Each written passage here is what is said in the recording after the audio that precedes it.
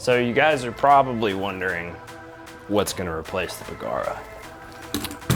And maybe this'll clue you in. That's right, we're building a RimX.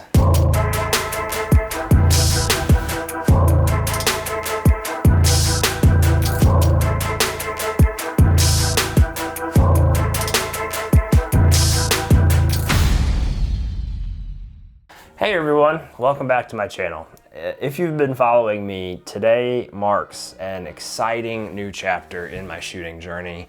As we've seen on this channel, we've been shooting our trusty and albeit somewhat rusty Bergara B14R for Rimfire PRS this year. I didn't start shooting PRS until April, period. I'd never shot it prior.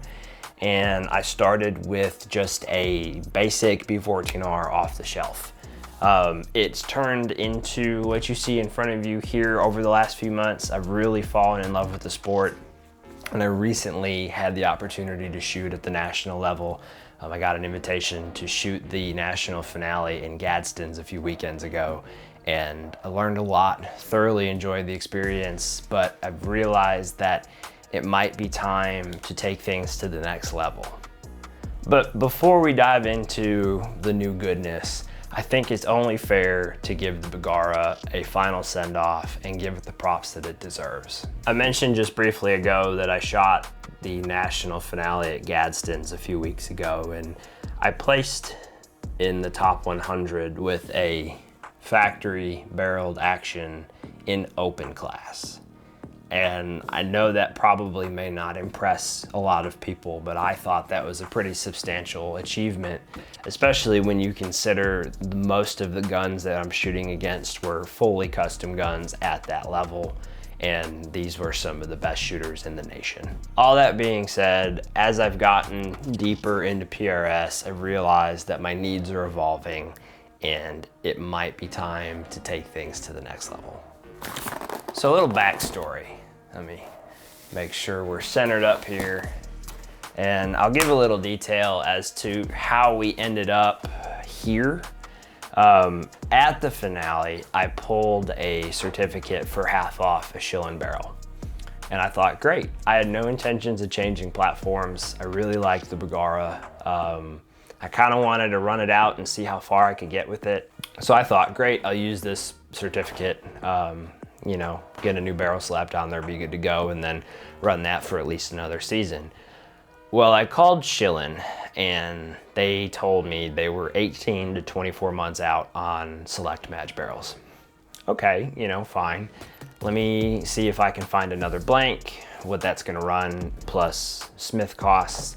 Long story short, by the time everything was done, it would have been at least $1,000 for the Bergara to be rebarreled into something that was the next level, right? And I didn't want to put that much money in the Bergara, honestly. So I kind of started looking at other options, and I didn't really want to go with a Voodoo. I feel like everybody shoots Voodoos. So I had a friend of mine, Nick, really pushing me to take a look at the RimX.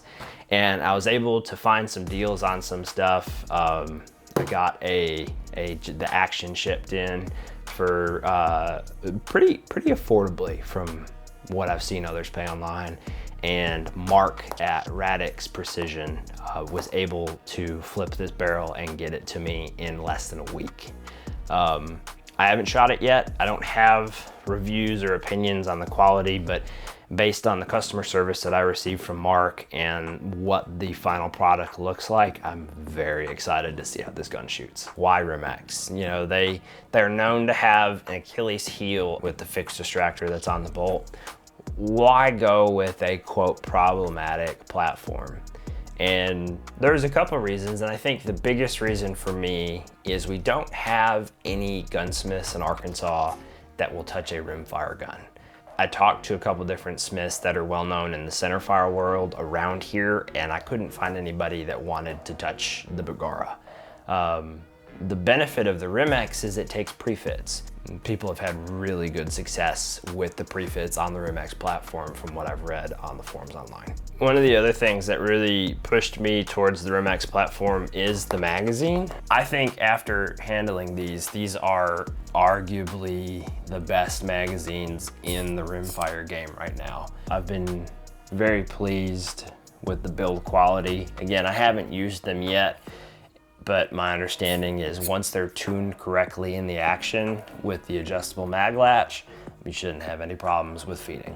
I would say the one downside to these magazines, and this is everybody's gripe, and understandably so, they are expensive. They are $125 a piece.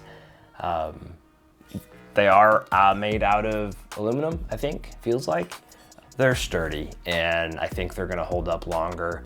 I've already was having an issue with some of the Bergara mags wearing out from how much I've used them over the last couple months, so I don't think I'll have that issue with the RimX. So let's talk about the Achilles heel that everybody likes to dog on RimX for, and some of the gunsmiths have tried to come up with versions to fix, and that's the fixed extractor. Let's see if we can get her done there. So I'm gonna go ahead, I'll put some clips and footage of the extractor up. I'm not concerned about it. I'm just gonna be frank. I read a 63-page form on Sniper Hide from the RimX action when it was first released all the way up until now. And the people that had issues with feeding and extraction did not have their magazine height set correctly, and it can be finicky and needs to be set in order for the feeding to happen perfectly every time. But once that's set, it's good. The only other time people had problems was when they had initially had the magazine set wrong, they closed the bolt, they broke the extractor, and then they fixed the magazine height, and then the gun wouldn't extract. And that was because they had damaged the extractor on the bolt.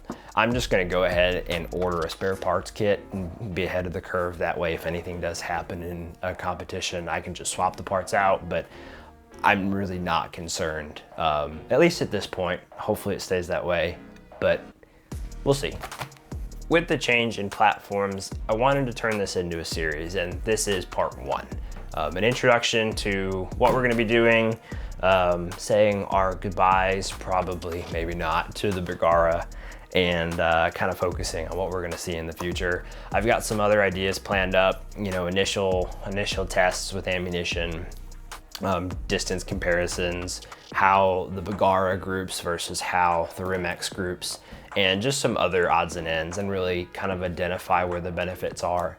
Throughout this, I'll make sure to share any tips that I've learned, things that I don't like. I'll definitely be upfront about any shortcomings of the platforms and other challenges that might come up along the way. Overall, I'm really looking forward to this. I'm super pumped that this rifle's here. And actually, the barrel just came in today, and I had to rush to shoot this video because I want to put it together to go shoot it tomorrow. I hope you'll join me for every step of the way. I think we're gonna have some really good content come from this.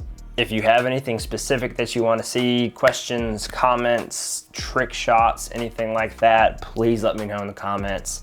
I'm looking to diversify the content on this channel a little bit. I want to stay with Rimfire focus for right now, but I don't want to just do match footage. I want to kind of break out a little bit more. So thanks for watching, and I'll see you guys next time.